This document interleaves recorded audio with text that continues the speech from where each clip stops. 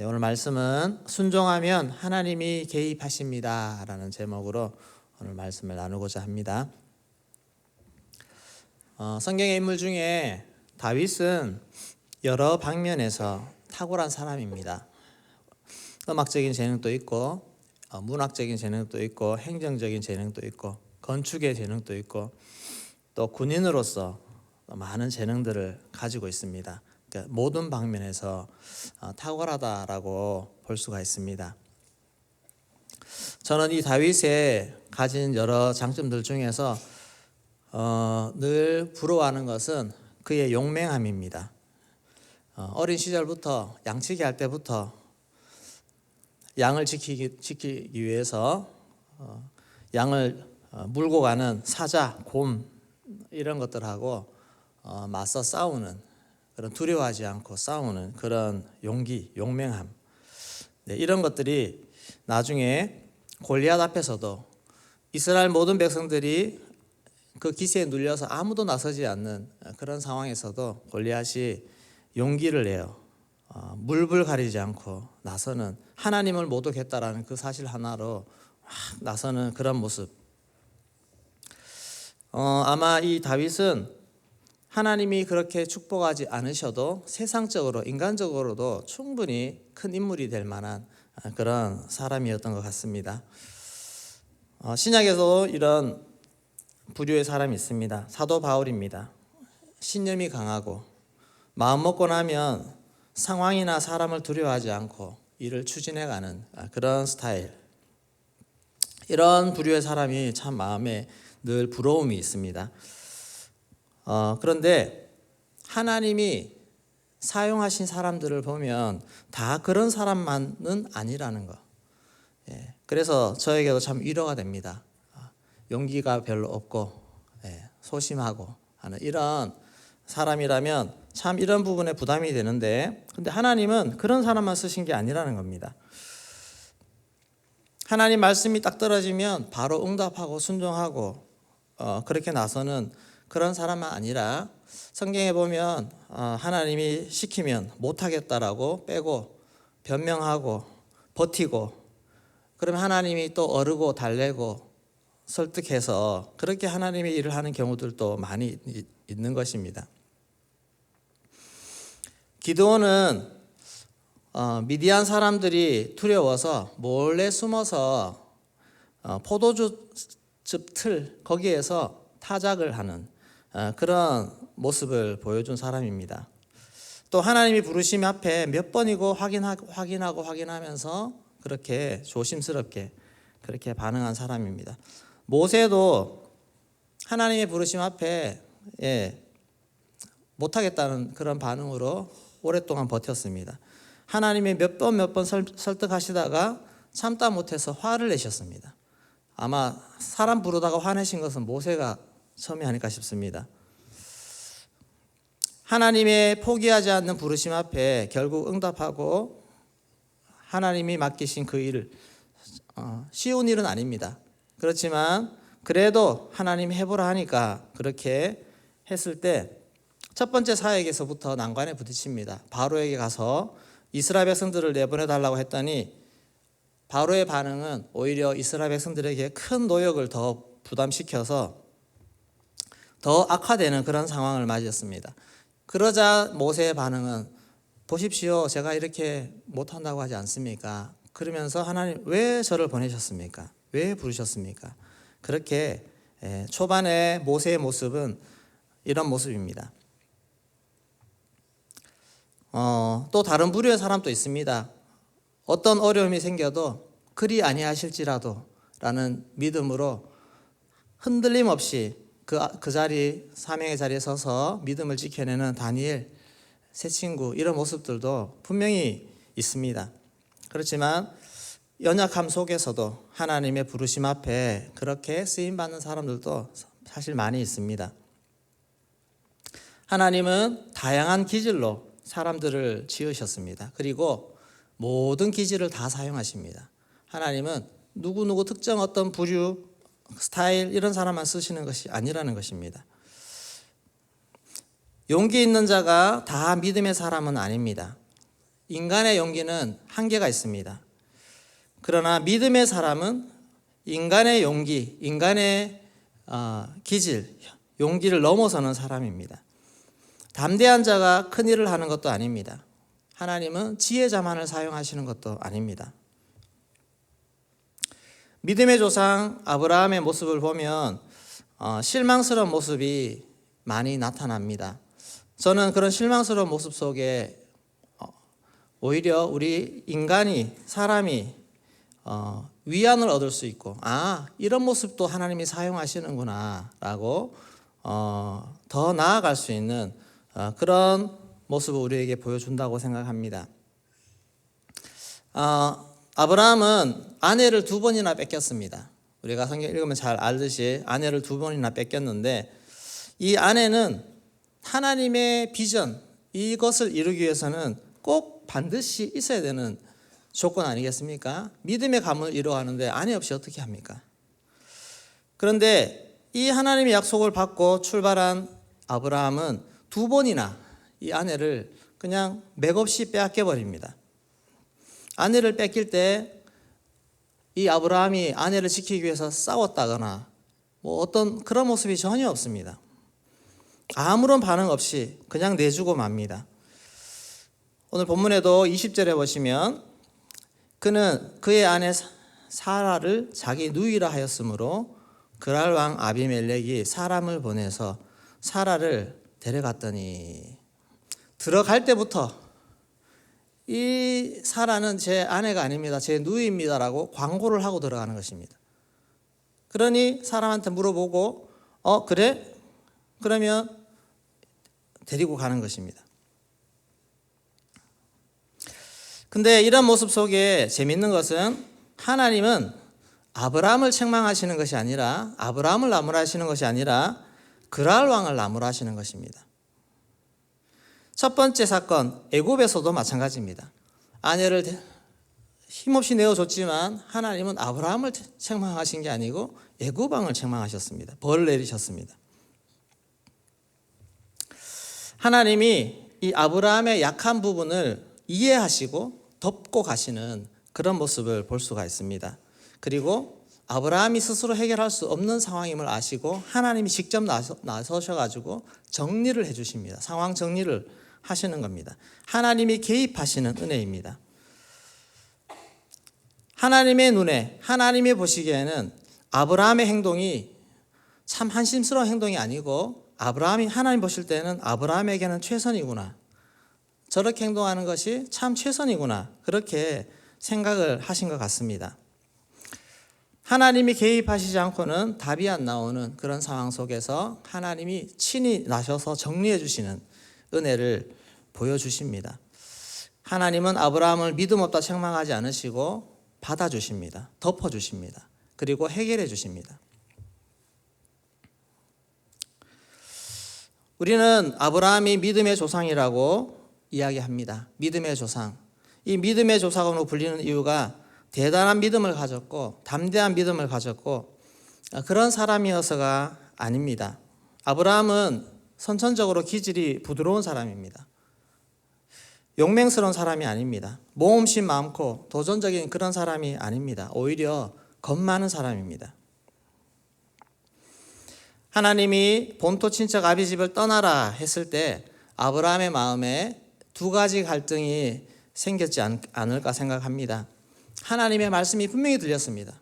하나님은 이 너희들 이런 환경에서 떠나서 정말 거룩한 후손을 만들고 싶다, 거룩한 민족을 만들고 싶다라는 하나님의 비전을 강하게 들었습니다. 그런데 현실적으로 가나안 땅으로 나간다는 것이 현실적으로 참 위험한 일이라는 것도 분명히 알고 있습니다. 당시에 자신의 영역으로 들어오는 외부 민족들이나 외부 족속들에게는 그 족장이나 리더들의 아내를 이렇게 데려갑니다. 데려가면 그것으로 서열 정리를 하는 것입니다. 너희는 우리 밑에서 내 말 들어야 돼 라고 하는 그 서열 정리의 개념에서 그런 관행들이 참 많았습니다. 그러면 아브라함 입장에서도 내가 우리 가족 무리를 들고 어디를 떠났을 때 그런 대우 받는 것은 당연하다라고 하는 그런 것을 알고 있는 것입니다. 그러니까 어떻게 합니까? 하나님의 말씀은 들어야 되겠고 순종해야 되겠고, 그러면서 참 이 위험 앞에 내가 잘못하면 죽임을 당할 수도 있는데, 그래서 아내하고 서로 미리 이야기를 합니다. 미리 내 누이라고 얘기할 테니까 너무 실망하지 마라. 그리고 좀 도와줘. 그렇게 미리미리 얘기를 해놓습니다. 우리 11절에서 13절까지 우리 본문 읽지는 않았지만 한번 읽어보겠습니다. 아브라함이 이르되 이곳에서는 하나님을 두려워함이 없으니 내 아내로 말미암아 사람들이 나를 죽일까 생각하였으며 또 그는 정말로 나의 이복 누이로서 내 아내가 되었음이니라. 하나님이 나를 내 아버지의 집을 떠나 두루 다니게 하실 때에 내가 아내에게 말하기를 이후로 우리의 가는 곳마다 그대는 나를 그대의 오라비라 하라. 이것이 그대가 내게 베풀 은혜라 하였었노라. 겁이 많은 아브라함이지만 하나님의 부르심에 정말 따르고 싶은 마음이 충만했기 때문에 이렇게라도 결정을 하는 것입니다. 근데 이런 마음, 아브라함의 중심을 하나님은 받으셨습니다. 보셨습니다. 그리고 아브라함의 행동이 지금 저렇게 행동하는 것이 아브라함에게 최선이구나, 그렇게 받아주시는 것입니다. 우리 신약 성경에도 시험을 당할 때 하나님이 어떻게 하시는지 우리 고린도전서 10장 13절 말씀 같이 읽겠습니다.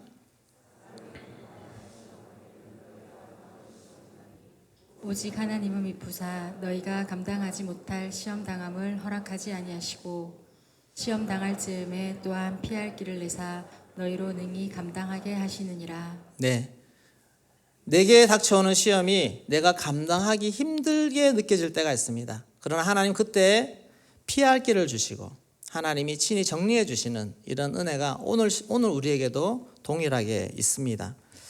내 힘과 내 용기로서는 갈 수 없는 길이지만 하나님이 가라고 하실 때 우리는 다리가 후덜덜 떨려도 일단 가는 것입니다.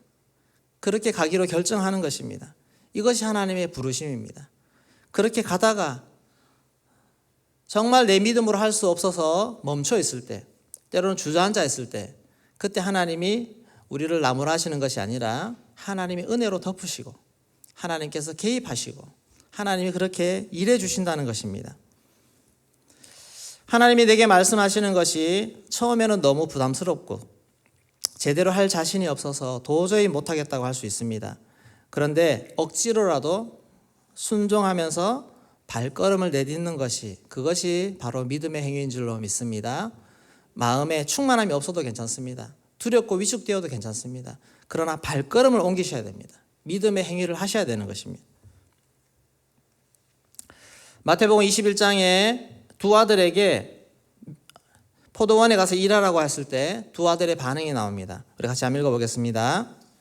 그러나 너희 생각에는 어떠하냐? 어떤 사람에게 두 아들이 있는데 맏아들에게 가서 이르되 예 오늘 포도원에 가서 일하라 하니 대답하여 이르되 아버지 가겠나이다 하더니 가지 아니하고 둘째 아들에게 가서 또 그와 같이 말하니 대답하여 실소이다 하였다가 그 후에 뉘우치고 갔으니 그 둘 중에 누가 아버지의 뜻대로 하였느냐?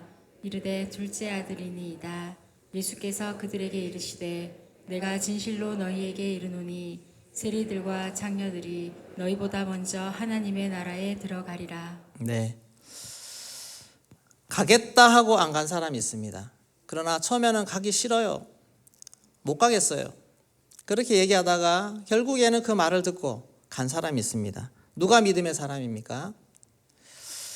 우리의 발걸음을 옮겨서 그 말씀으로 부르심 앞으로 나아가는 자가 믿음의 사람이요. 그렇게 발걸음을 내딛으면 하나님이 그 후의 모든 문제들은 책임지시고 하나님이 인도하시고 하나님이 도와주신다는 사실입니다. 이렇게 우리에게 주시는 하나님의 부르심 앞에 우리는 반응해야 됩니다. 3년기도 하지 못할 이유들이 여러 가지가 있을 수 있습니다. 이것 때문에 저것 때문에 어떻게 이걸 다 해요? 근데 우리 주님은 기도의 자리로 우리를 부르고 계시지 않습니까? 여러분, 이 부르심 앞에 얼마나 순종하고 있습니까? 이런저런 이유를 대시고 여전히 내 자리에 머물고 계십니까? 자리를 박차고 일어나서 기도의 자리에 나오시기를 소망합니다. 그것이 믿음인 줄로 믿습니다. 100% 완벽하지 않아도 스타트부터 시작하십시오. 자리를 옮기셔서 이 자리 내가 차지해야 되겠다. 하나님 이 자리 통해서 은혜를 주시겠구나. 내 인생을 다시 열어가시겠구나. 그렇게 도전하는 것입니다. 인간적인 계획에 차질이 있을 수 있습니다. 뭔가 좀 공부를 좀 더 해보고 싶은데 이 시간 더 연구하면 사업이 잘 될 것 같은데 이렇게 매번 땡 하고 집에 가서 저녁에 가면 직장에서 미움받을 텐데 등등 인간적인 많은 염려들이 있을 수 있습니다. 그러나 우리의 발걸음 속에 하나님이 개입하시고 하나님이 일하시는 줄로 믿습니다. 하나님의 일하심을 경험할 수 있는 절호의 기회가 아니겠습니까? 부르심 앞에 순종하는 것입니다. 수많은 복잡한 상황과 두려움, 염려 다 내려놓으시고 먼저 나아갈 때 하나님이 그 발걸음, 결단하는 그 마음을 주님이 보신다는 것입니다. 믿음의 가문은 하란에서 키울 수 없습니다. 믿음의 가문은 가나안에 들어와서 거기서 길러져야 합니다. 세상 문화 가치관에서 떠나와야 됩니다. 우리 자녀를 세상적인 방식으로 키우고 싶은 그 욕심, 그 마음에서 과감하게 떠나시기 바랍니다. 믿음으로 떠나시기를 소망합니다. 하나님의 방식으로. 오늘 하나님의 자녀, 하나님의 일꾼이 어떻게 길러져야 되는지 선명히 우리가 말씀을 듣고 있지 않습니까? 분명히 그 말씀, 그 부르심 앞에 순종하고 믿음의 발걸음으로 달려나올 때 하나님이 아이를 책임지시는 은혜를 주실 줄로 믿습니다. 때로는 내가 너무 세상적으로 지식이 많아서 내 눈으로 어떻게 될지 뻔히 다 보일 때가 있어요. 인간적인 계산 눈으로. 그러나 하나님을 계산해 두셔야 됩니다. 하나님이 내 인생에 우리 자녀들에게 우리 모든 일들 속에 일하시는 것들을 염두에 두신다면 우리는 믿음의 길을 걸어갈 수 있는 줄로 믿습니다. 오늘 하나님께서 우리에게 무엇을 원하시는지 거기에 귀를 여시고 믿음으로 반응하시는 우리의 발걸음 되어지기를 소망합니다. 우리에게 사역이 맡겨졌습니까? 참 저도 사역을 할 때마다 주저할 때가 참 많습니다. 선뜻 하지 못하는 것은 내 인간의 계산, 인간적인 판단. 근데 결국 하나님은 하나님 일을 하십니다. 하나님께서 만들어 가시고 하나님께서 이루어 가시는 것을 참 많이 볼 때가 있습니다. 그래서 여러분, 우리의 마음이 이런저런 것들 때문에 선뜻 못할 때라도 괜찮습니다. 시작하는 것입니다. 순종하는 것입니다. 그렇게 할 때 하나님은 일하기 시작하시고 믿음의 조상 아브라함은 두려워하면서도 순종한 줄로 믿습니다. 아멘이십니까? 두려워도 순종했습니다. 믿음의 조상 아브라함은 괴로워하면서도 순종했습니다. 아들 바치라고 할 때 어찌 그 마음에 기쁨으로 바칠 사람이 어디 있겠습니까? 그러나 마음으로는 힘들지만 그러나 기꺼이 바치는 것입니다. 기꺼이.